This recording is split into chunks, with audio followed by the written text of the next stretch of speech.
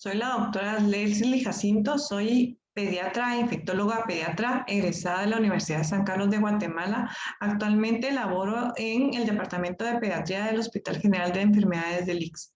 Aparte me dedico también a la práctica privada. Vamos a hablar acerca de COVID-19 en pediatría.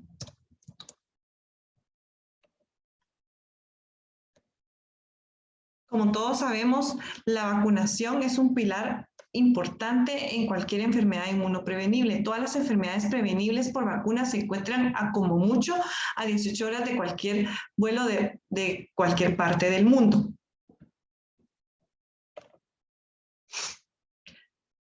Sí se ha reportado menos casos en niños en comparación a la de los adultos. Sin embargo, al principio de la pandemia se creía que los niños no se infectaban contra la COVID-19 y no podían transmitir la enfermedad. Ahora se sabe que los niños sí se infectan y son transmisores de la enfermedad. Algunos niños pueden desarrollar enfermedad grave y los niños con afecciones médicas subyacentes tienen mayor riesgo de enfermedad grave en comparación con los niños sin afecciones médicas subyacentes. Aquí tengo una línea del tiempo en la cual en diciembre del año 2019 en Wuhan se comenzaron a reportar una serie de casos de neumonías atípicas que comenzaron a aparecer en esta parte del mundo. Las autoridades de salud del 31 de diciembre hacen una alerta de las infecciones y de las neumonías que estaban presentando. En total fueron 27 neumonías de etiología desconocida. Se cierra el mercado de Wuhan, donde se vendían mariscos, pescados y animales exóticos vivos de la ciudad de Wuhan, ya que todos los contactos y las personas enfermas habían tenido algún nexo epidemiológico con este lugar. El 7 de enero se identifica el agente causal de estas neumonías y se identifica como una familia de los coronaviridae. El 30 de enero la OMS declara epidemia en el lugar y el 11 de marzo del año 2020 se declara una pandemia. El primer caso en Guatemala aparece el 13 de marzo del 2020. Sabemos que es un virus respiratorio que se transmite a través de aerosoles o gotitas de saliva que se expulsan en el momento que una persona se encuentra hablando, cantando o realizando cualquier actividad que pueda generar aerosoles. Las partículas de secreción de moco pueden viajar hasta 1.80 metros y se pueden depositar en las superficies que se encuentran a su alrededor. Las partículas más pequeñas pueden quedarse flotando en el ambiente y estas pues pueden permanecer durante mucho tiempo dispersas si el lugar tiene poca ventilación o no hay buena circulación de aire. Entonces, esta vía es la vía más común de infección por el virus de SARS-CoV-2. Actualmente,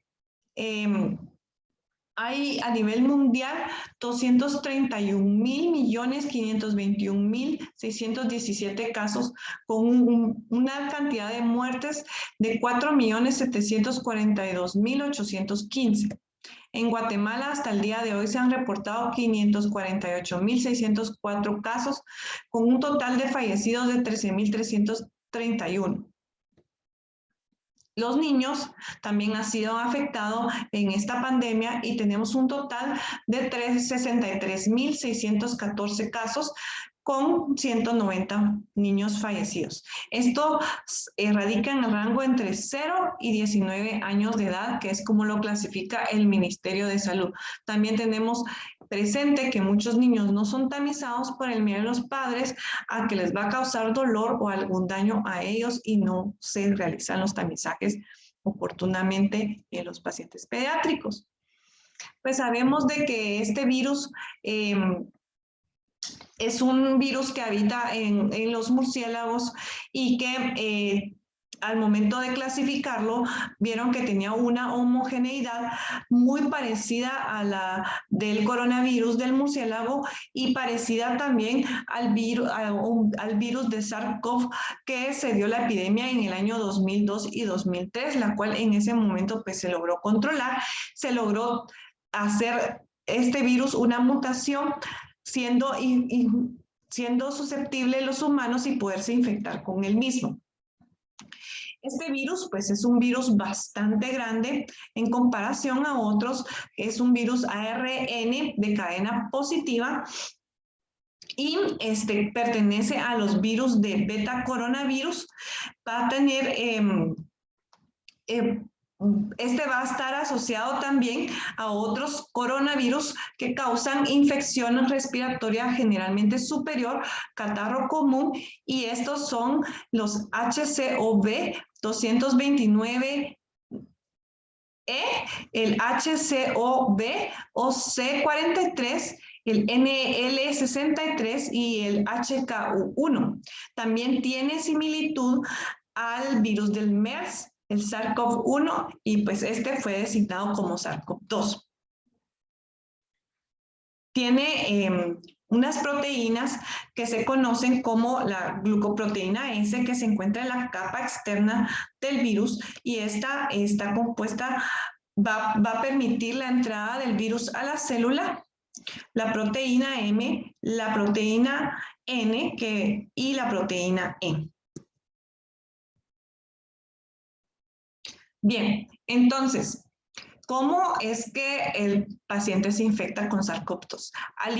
Al inhalar gotitas de partículas virales o gotitas de moco infectadas con SARS-CoV-2, estas ingresan al árbol respiratorio por medio de la respiración, llegan hasta los alvéolos, a los neumocitos tipo 2, y al inicio de la infección, el SARS-CoV-2 se une a la célula del epitelio nasal, del epitelio bronquial y de los neumocitos por medio de la proteína S, que la misma se une al receptor de la enzima convertidora de angiotensina 2, que se va a encontrar expresada en estas células.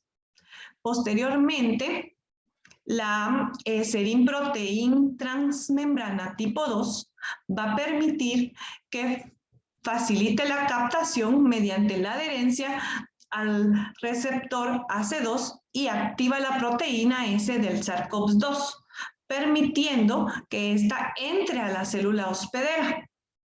Al momento de entrar la célula hospedera, la proteína AC y la serin proteasa transmembrana tipo 2 se expresa en las células del hospedero, principalmente en las células epiteliales de las células alveolares tipo 2, células del parénquima pulmonar, endotelio vascular, tejido renal, células pequeñas del intestino, neuronas y glía, entre otras. Al igual que otras infecciones como son la influenza, la infección por SARS-CoV-2 causa linfopenia, ya que infecta también las células T. Esto se ha observado en un aproximadamente del 40% de los pacientes. Después de que el virus entra a la célula y accede al citosol de la misma, inicia la replicación viral de su genoma del ARN. Después del proceso de la replicación viral, y síntesis de las proteínas estructurales S, E y M son trasladadas e insertadas al aparato del retículo endoplásmico. Estas células se mueven a través de una vía secretora en el retículo endoplásmico del aparato Golgi. En este punto el genoma es encapsulado por la proteína N dentro de la membrana que contiene los viriones maduros. Y finalmente, las vesículas con partículas virales se fusionan a la membrana y van a permitir que sean liberados hacia el exterior de las células por medio de exocitosis.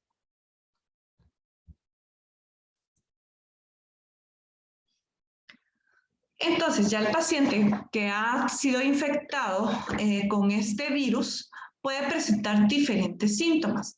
Antes de iniciar con los síntomas de los que los niños presentan, vamos a definir lo que es un caso sospechoso y un caso probable que el Ministerio de Salud pues ha estipulado. Pues todo caso sospechoso es una persona con infección respiratoria aguda de cualquier nivel de gravedad, que incluya 3 o más de los siguientes síntomas: fiebre, tos, dolor de garganta, dificultad respiratoria, debilidad, fatiga, cefalea, mialgias, alteración del estado mental, congestión nasal, diarrea, anorexia, vómitos.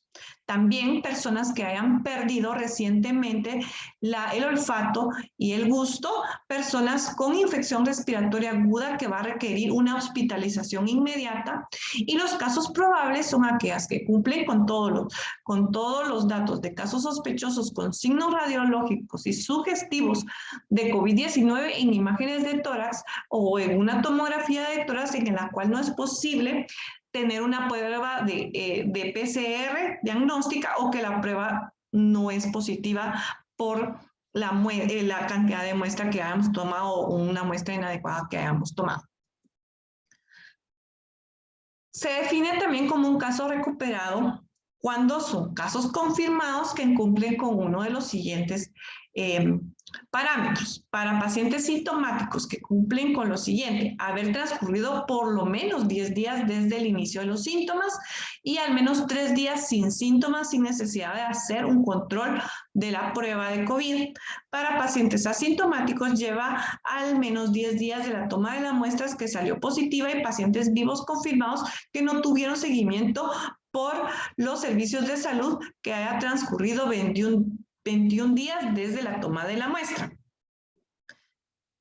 También sabemos y que se han reportado casos de reinfección por la SARS-CoV-2, y estas pues son personas diagnosticadas previamente con SARS-CoV-2 que después de un periodo de recuperación mayor o igual a 90 días y previo a descartar infección por otros agentes respiratorios, presente de nuevo síntomas por COVID-19. Y caso confirmado de reinfección por el virus de SARS-CoV-2 son casos sospechosos de reinfección con SARS-CoV-2 con resultado de PCR en tiempo real positiva. Bien, los niños generalmente pues van a tener menos complicaciones que los adultos, y las complicaciones generalmente tienden a ser entre el 1 y el 2% de los niños infectados. Pero aquellos que presenten algún tipo de alteración, una enfermedad crónica, como los inmunodeprimidos, cardiópatas, neumópatas, pueden desarrollar una enfermedad moderada grave. Entre ellos, pues, pacientes que cursan con inmunodeficiencias primarias, pacientes que fueron diagnosticados con cáncer y que se encuentran en quimioterapia, pacientes trasplantadas con terapias de inmunosupresión severa, pacientes con VIH en estadio SIDA, desnutrición, pacientes con cardiopatías que causan repercusión hemodinámica, hipertensión pulmonar, fibrosis quística, enfermedad pulmonar crónica del prematuro, asma, pacientes con traqueostomías y uso de oxígeno, y otras enfermedades como por ejemplo enfermedad renal crónica, diabetes tipo 1, obesidad y enfermedades crónicas. El periodo de incubación, pues se dice que puede ser tan largo como 14 días o 2 semanas, y un periodo corto de 2 días. Sin embargo, en promedio, los pacientes van a presentar síntomas aproximadamente al 5º día de haberse infectado con el virus. La presentación clínica, pues hasta el 9 de septiembre casi habían 5.3 millones de niños que habían dado positivos para COVID-19 desde el inicio de la pandemia. Estos son datos de la Academia Americana de Pediatría, siendo el síntoma más frecuente la fiebre, seguido de la tos, secreción nasal y diarrea. Se dice que un paciente pediátrico cursa con una enfermedad leve cuando la infección viral del tracto respiratorio superior no es complicada. Estos niños pueden presentar síntomas muy inespecíficos como únicamente fiebre, tos, dolor de garganta, congestión nasal, decaimiento, cefalea, dolores musculares para los niños que son mayores. No van a haber signos ni síntomas de deshidratación, sepsis o dificultad respiratoria. Síntomas digestivos como diarrea, pueden presentar vómitos y dolor abdominal, pero que no van a requerir mayor intervención. Si llegáramos a tomar una radiografía de tórax a estos niños, pues va a ser totalmente normal. Muchos de los pacientes pediátricos muchas veces no muestran ningún tipo de síntomas, son pacientes asintomáticos, y algunos niños, por ejemplo, únicamente debutan con fiebre, más que todos los niños pequeños menores de 2 años. La enfermedad moderada se define como todo paciente que presente fiebre y tos, neumonía sin dificultad respiratoria y que no tenga hipoxemia. la enfermedad severa, pues estos niños van a tener síntomas respiratorios como tos y fiebre, pueden estar acompañados de síntomas gastrointestinales como diarrea y la enfermedad va a progresar generalmente a la semana. Va a haber dificultad respiratoria severa, puede haber quejido, aleteo nasal, tiraje supraesternal, retracciones torácicas severas y disociación torácico-abdominal. Va a tener dificultad en la alimentación o en la incapacidad de alimentarse, va a haber disminución del estado de la conciencia, letargo, pérdida de conocimiento o convulsiones y va a haber cianosis central. Si tomamos una oximetría de pulso, vamos a notar que la saturación de oxígeno está menor de 92% y en los niños prematuros menor de 90%. En la placa de rayos X de tórax y tomografía podemos encontrar telectasias, infiltrados o patrones, derrames. Y los pacientes que van a progresar a un estado crítico, que va a ser estado grave y que va a comprometer la vida del paciente, pues estos van a poder llegar a tener una falla respiratoria, un síndrome de estrés respiratorio agudo o de tipo adulto, choque, encefalopatía, injuria miocárdica, alteración de la coagulación e injuria renal aguda. Los rayos X de tórax y la TAC van a mostrar nodos infiltrados unilaterales compatibles con afectación aguda del parénquima pulmonar. Una característica de las infecciones virales que afectan los pulmones es que la progresión pulmonar es muy rápida, es muy súbita. El paciente generalmente comienza con tos, secreción nasal y en el transcurso de 24 a 48 horas ha cambiado su patrón radiológico y van a tener patrones que van a ser extensos y que van a comprometer la oxigenación de la sangre y el intercambio gaseoso a nivel pulmonar. Puede haber origen de edema pulmonar, insuficiencia respiratoria en ausencia de otra etiología como fallo cardíaco, descartando por ecografía y sobrecarga de volumen. Los datos de los estudios de la CDC indican que algunos niños pueden estar en mayor riesgo de caso grave de COVID-19 que van a necesitar una atención médica en un hospital. Y estos van a ser niños menores de 2 años, los niños negros o de origen latino que se van a ver afectados por disparidades de salud, como acceso a alimentos, acceso a la salud, pacientes que no van a tener un adecuado seguimiento por el personal médico, dejándolos desproporcionados y vulnerables a las complicaciones por COVID-19. Niños que fueron prematuros y que pacientes que son obesos, enfermedad pulmonar y que padecen de enfermedad pulmonar crónica.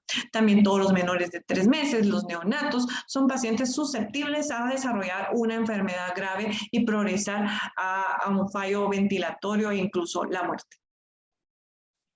Sabemos de que hay un síndrome que se llama síndrome inflamatorio multisistémico en niños y pues es desencadenado por una tormenta de citoquinas que va a llevar al paciente rápidamente a un fallo multiorgánico y va a cursar con fiebre que no va a ceder a pesar del uso de medicamentos, pueden tener rash o exantema, hipotensión, choque y ojos rojos.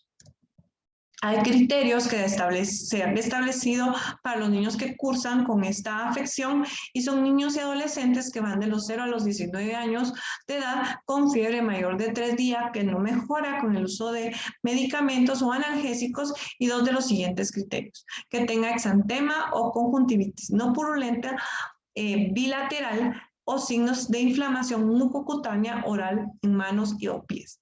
Hipotensión o choque, factores de disfunción miocárdica, pericarditis, valvulitis o anormalidades coronarias como signos ecocardiográficos alterados, elevación de la troponina pro-BNP.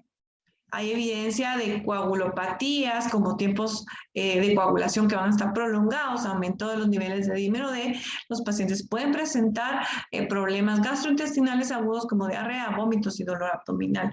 Van a tener marcadores inflamatorios elevados como la proteína C reactiva, la velocidad de sedimentación y la procalcitonina, y que no se le encuentre otra causa microbiológica a la afección que están presentando. Eso incluye la sepsis bacteriana y síndrome de choque tóxico por estafilococos y estreptococos. que haya una prueba positiva para COVID-19, entre estas, pues va a ser la PCR. Sin embargo, esta afección tiende a presentarse en pacientes tardíamente, entre la segunda hasta la sexta semana del el inicio de los síntomas, y podemos tener las pruebas negativas. Sin embargo, en este caso, pues podríamos hacer una serología para anticuerpos para COVID, y esto pues nos va a orientar hacia el diagnóstico. La mayoría de niños que han presentado esta sintomatología, pues son niños que estaban sanos previamente antes de la enfermedad. Se han observado vasculopatías, trombocitopenias inmunes, talasemias menor, diabetes primaria, anemia por deficiencia de hierro, coagulopatía, neumonía, telectasia, exacerbaciones de la enfermedad subyacentes como artralgias, artritis, manifestaciones de la alteración del sueño, debilidad general y mareos. Por separado es necesario descartar el síndrome inflamatorio multisistémico asociado a COVID. En niños de 8 años, generalmente son los más afectados entre los 6 y los 8 años, que procede con signos clínicos de enfermedad de Kawasaki y que va a simular un síndrome mucocutáneo linfático con temperatura aumentada, policerositis, hepatoesplenomegalia, altas tasas de marcadores inflamatorios y tendencia a la hipercoagulabilidad. Diagnóstico.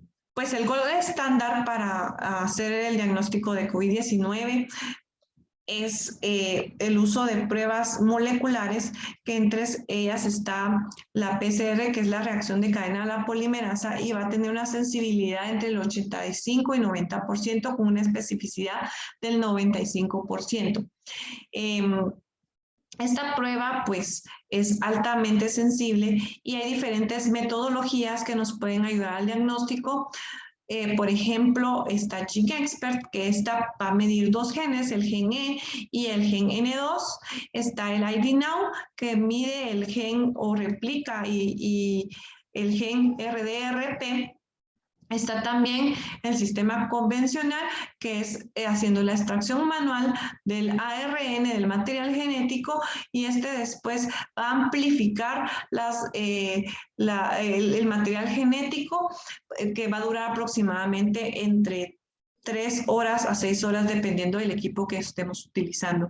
También contamos con paneles respiratorios o Finland-Rhein, que van a identificar más de 20 patógenos respiratorios que pueden causar afecciones similares, y entre ellos está la COVID-19. Ese resultado lo obtenemos aproximadamente dentro de 1 a 1 hora y media, por lo cual son técnicas muy útiles, muy precisas para hacer el diagnóstico.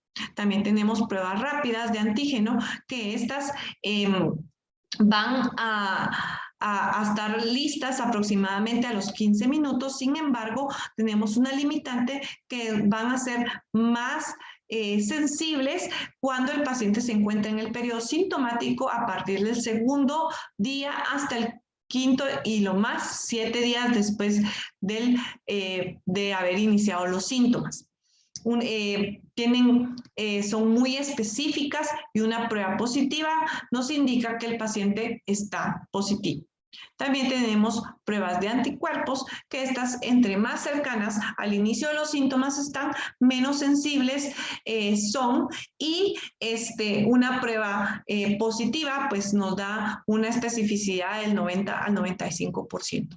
Entre más días pasan, se vuelve más sensible y alcanza un 90% arriba de los 20 días después de iniciado los síntomas, de haber comenzado con la enfermedad.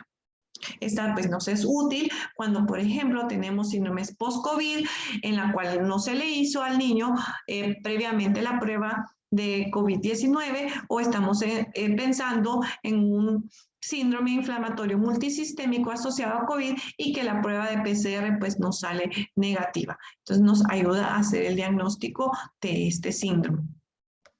En esta gráfica podemos observar las pruebas de detección y el tiempo en el cual van a ser más contagiosos los pacientes y las pruebas que nos van a ir dando positivas. Al principio de la enfermedad, en el periodo de incubación, las pruebas generalmente no van a ser muy sensibles, y esto no va a permitir la detección de la infección. a partir del inicio de los síntomas, la PCR es aproximadamente positiva en los primeros 14 días de la infección. Hasta 12 semanas después puede permanecer esta prueba positiva. Más que todo lo podemos ver en los pacientes que han cursado con enfermedad grave o en estado crítico. Van a tardar en depurar la carga viral y van a transmitir más la enfermedad que aquellos pacientes que han cursado con una enfermedad asintomática, limpiando o aclarando la carga viral más prontamente que los pacientes que cursan con una enfermedad más severa.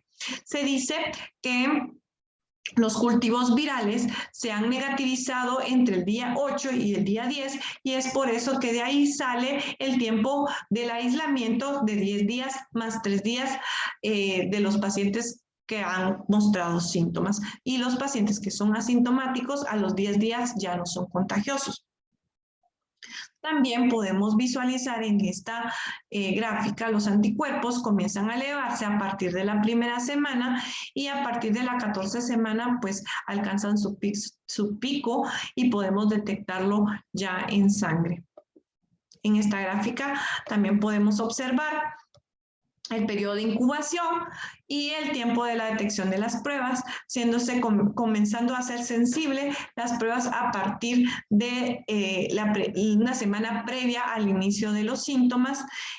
Pueden haber aislamiento viral del tracto respiratorio y estas pruebas van a permanecer positivas aproximadamente 2 a 3 semanas y después se vuelven negativas, excepto en los pacientes que tienen algún grado de inmunosupresión o están cursando con una enfermedad más grave. Las pruebas de anticuerpos, como lo habíamos mencionado, a los 14 días alcanzan su pico máximo y la IgM comienza a caer entre la 5ª y la 6ª semana después del inicio de los síntomas y la IgG va a permanecer positiva durante algún tiempo. Las pruebas de antígeno van a ser positivas entre el 2.º día y el 7.º día de haber iniciado los síntomas. Este nos da un limitante con respecto a la detección, aunque es una prueba más barata. Una prueba negativa no excluye que el paciente curse con la infección de la COVID-19, por lo tanto es importante que si sospechamos de que el paciente cursa con infección por SARS-CoV-2, se le confirme el diagnóstico utilizando una PCR. Es importante valorar el tratamiento según la escala de gravedad que el paciente pueda presentar o los síntomas, y debemos de valorar todos los condicionantes que puedan hacer que el paciente pueda desarrollar una enfermedad moderada a grave y que amerite observación en una sala de hospitalización o una sala de cuidados intensivos. Los pacientes que están asintomáticos o tienen una enfermedad leve, pues no va a haber necesidad de poner oxígeno ni usar ningún tratamiento, y se le puede dar el alta a casa, valorar conductas de riesgo, darle plan educacional acerca de lo que debe monitorizar en su hijo, y si son pacientes que no tienen riesgo de desarrollar enfermedad grave. Si son pacientes de riesgo, se deben de ingresar para observarlos y evitar que estos niños se vayan a complicar en el transcurso de la enfermedad, como por ejemplo los neonatos, los cardiópatas, los neumópatas crónicos, pacientes con insuficiencia renal, pacientes con diabetes tipo 1, obesidad. Deberíamos de tener un seguimiento muy estrecho para evitar que estos pacientes se compliquen.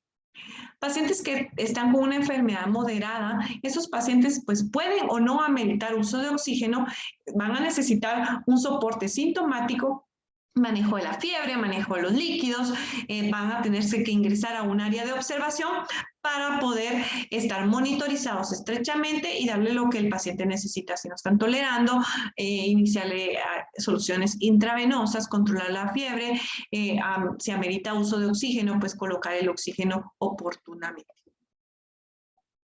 Pacientes en estado grave, estos pacientes deben ser ingresados a una unidad de cuidados intermedios para la monitorización estricta de los signos vitales y poder iniciar la suplementación de oxígeno ya sea a alto o bajo flujo, y valorar el uso de ventilación mecánica no invasiva o invasiva dependiendo de lo que amerite el caso.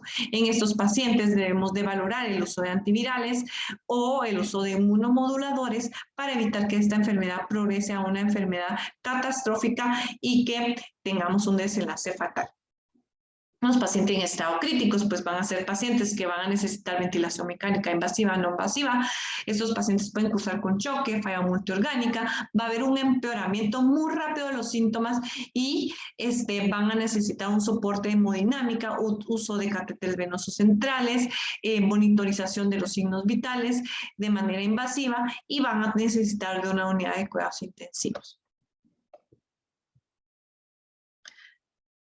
Recordemos que el síndrome inflamatorio multisistémico en niños con COVID-19 puede imitar a la enfermedad de Kawasaki, que es una vasculitis de pequeños y medianos vasos. Esta puede conducir una rápida progresión a un choque distributivo y cardiogénico que probablemente es secundario a un estado de hiperinflamación que aún no se ha definido con precisión qué es lo que lo causa y que deben de haber estrategias de tratamiento que incluyen apoyo hemodinámico, terapias empíricas que se han utilizado como tromboprofilaxis e inmunomodulación.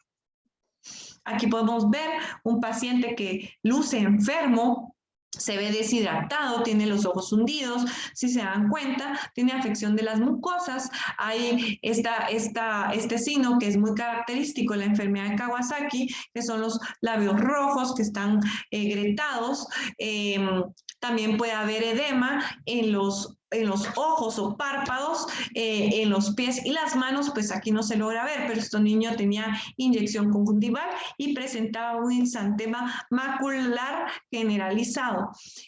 También puede haber una reacción cercana alrededor de donde se aplicó la BCG en los pacientes que cursan con esta enfermedad.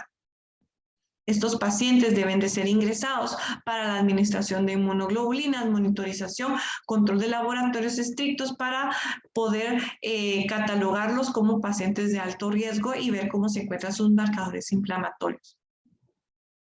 Se recomienda valorar la realización de analítica en casos moderados y graves. No existen datos suficientes para conocer qué alteraciones a la analítica se asocian con mayor gravedad. Sin embargo, la elevación de marcadores de inflamación, la linfopenia y el índice de neutrófilos linfocitos parecen asociarse más frecuentemente con los casos graves. Se recomienda no realizar de rutina a todos los niños menores de 18 años tomografías torácicas, únicamente están para los pacientes que han cursado con una enfermedad grave o en estado crítico y que podamos considerar nosotros que puedan tener daño pulmonar a largo plazo. Aquí podemos observar dos radiografías de dos pacientes distintos que desarrollaron una enfermedad grave por COVID-19, en la cual son infiltrados o patrones extensos que incluso borran la silueta cardíaca y los ángulos cardiofrénicos y costodiafragmáticos. Podemos ver broncogramas aéreos, también áreas de atelectasia. En esta placa de radios X de tórax podemos ver un neumotórax mediastínico, y esto va a comprometer gravemente la ventilación perfusión de los pacientes, llevándolos a requerir ventilación mecánica, y esto los va a conducir a más hipoxemia. La hipoxemia va a llevar a todo el círculo vicioso del choque, la liberación de citocinas inflamatorias que va a repercutir hemodinámicamente en los pacientes y no va a permitir que esos pacientes pues progresen satisfactoriamente. El tratamiento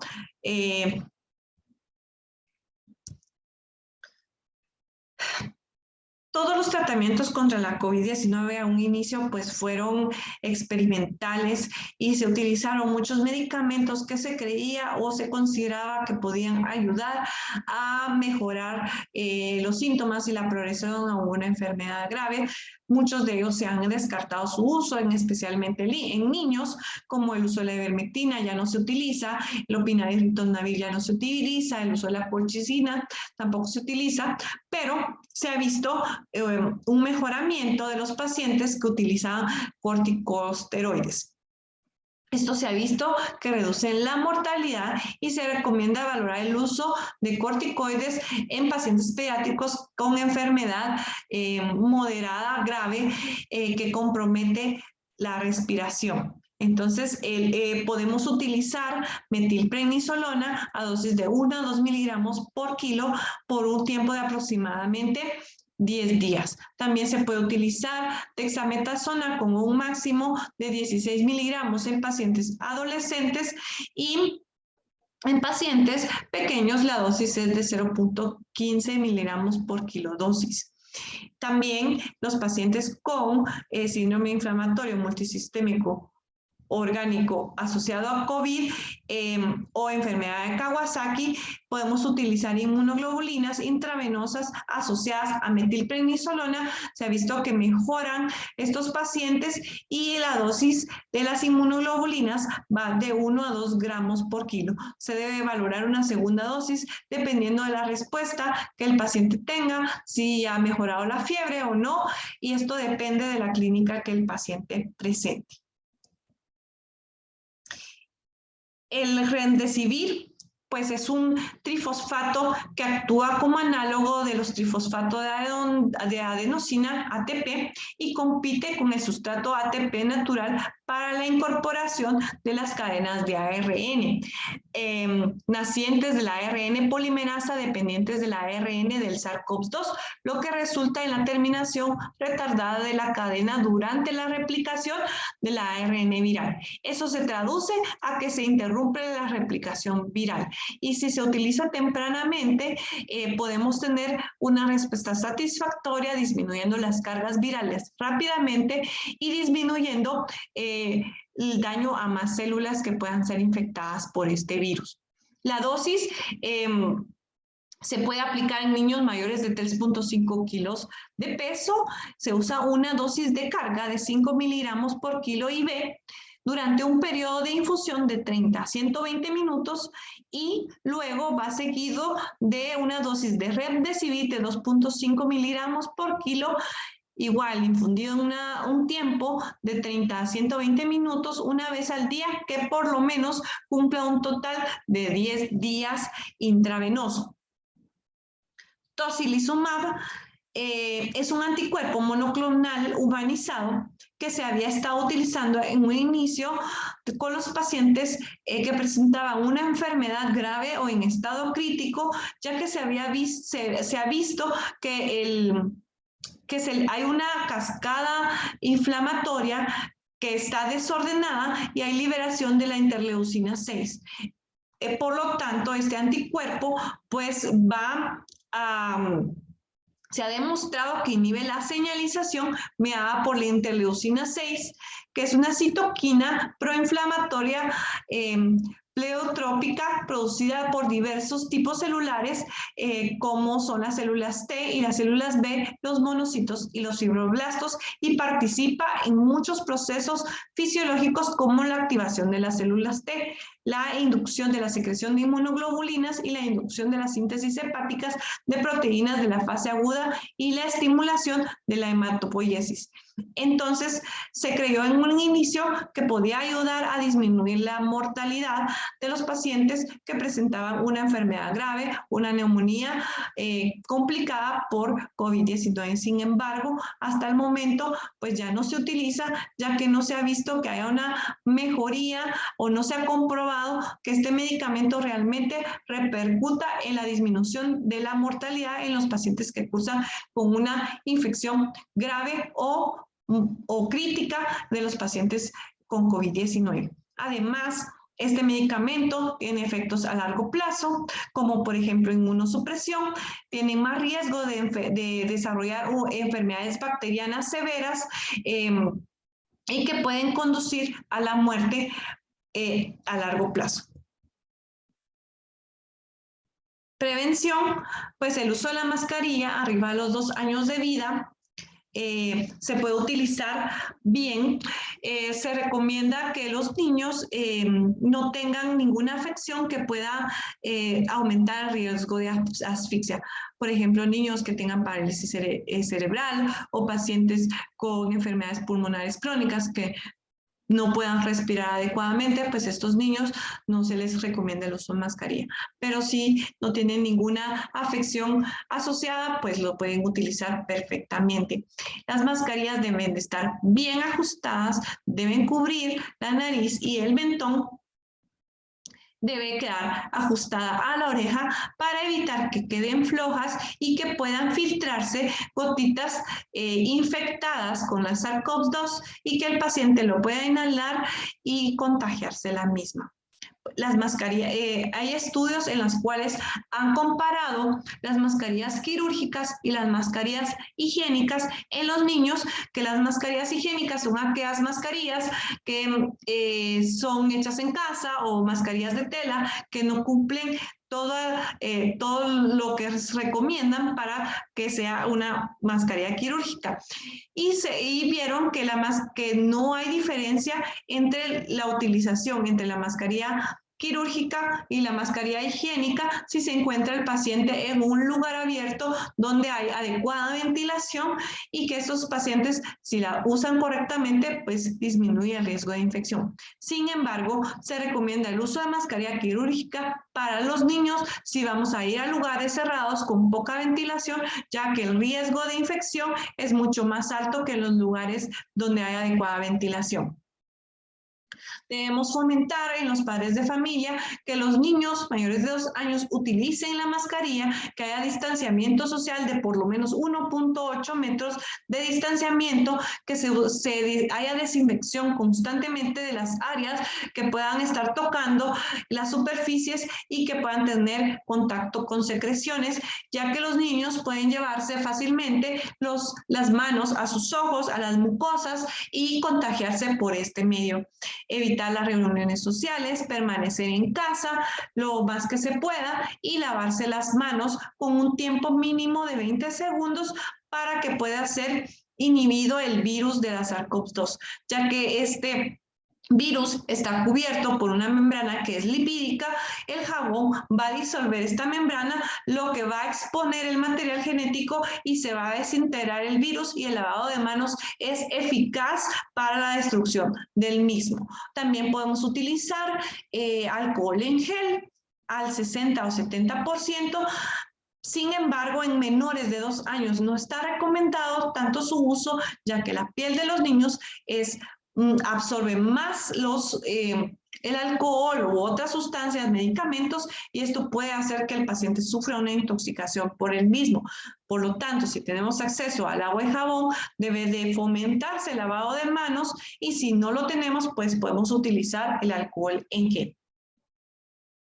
La vacunación, en este año se aprobó la vacunación en niños mayores de 12 años.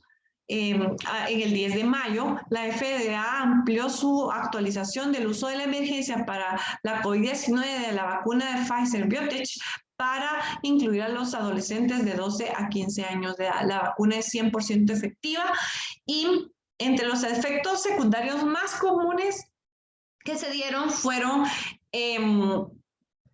dolor en el lugar de la inyección, cansancio, dolor de cabeza, escalofríos, dolor muscular, fiebre, dolor de las articulaciones.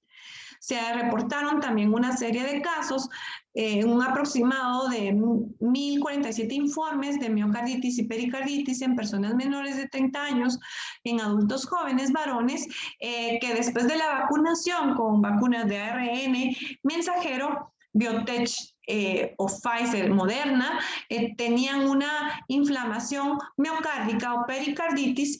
Sin embargo, se ha visto que estos casos son muy raros y el Comité Asesor de las Prácticas de Inmunización de la CDC ha dicho que estos datos disponibles pueden sugerir una asociación a la miocarditis secundaria a la vacunación en adolescentes y jóvenes, pero que el riesgo es mínimo y es una afección muy, muy rara en los pacientes vacunados. Por lo tanto, la vacunación tiene más beneficios que riesgos en los pacientes adolescentes y debemos siempre favorecer la vacunación en este grupo poblacional.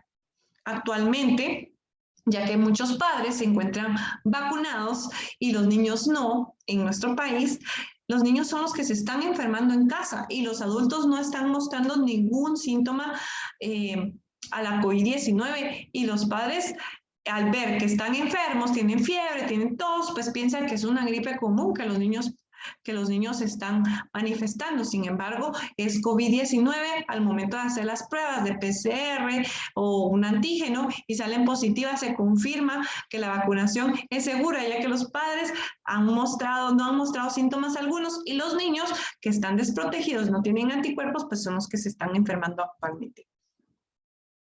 Recientemente, el 20 de septiembre, se lanzaron los primeros estudios del ensayo fundamental de la vacuna contra la COVID-19 en menores de 12 años y abarca el rango de edad entre los 5 y los 11 años de edad. La vacuna fue segura, fue bien tolerada, mostró una respuesta robusta a los anticuerpos neutralizantes y redujeron la cantidad de partículas a nivel de la vacuna de 30 microgramos a 10 microgramos a los niños y se dieron cuenta que sí tenía una buena respuesta de anticuerpos. Entonces, la estrategia es iniciar la vacunación lo más pronto posible entre los niños de 5 a 11 años de edad en todo el mundo lo antes posible y el grupo que sigue a continuación son los menores de 5 años tan pronto sea a finales de este año. Y para terminar, pues quiero agradecer por la oportunidad que me dieron de participar en este congreso y cualquier duda pueden escribirme a mi correo doctoralesliejacinto@gmail.com y me pueden localizar también por las redes sociales. Ahí podré estar respondiendo preguntas acerca de la infección de los niños que presentan la infección por SARS-CoV-2 y así poder tomar decisiones oportunas y que estos pacientes no se compliquen, ya que muchas veces los niños que se complican llegan tardíamente a las salas de la emergencia o han sido diagnosticados muy tardíamente, pensando que únicamente cursan con una infección respiratoria superior por otro virus, cuando no es así. Muchas gracias.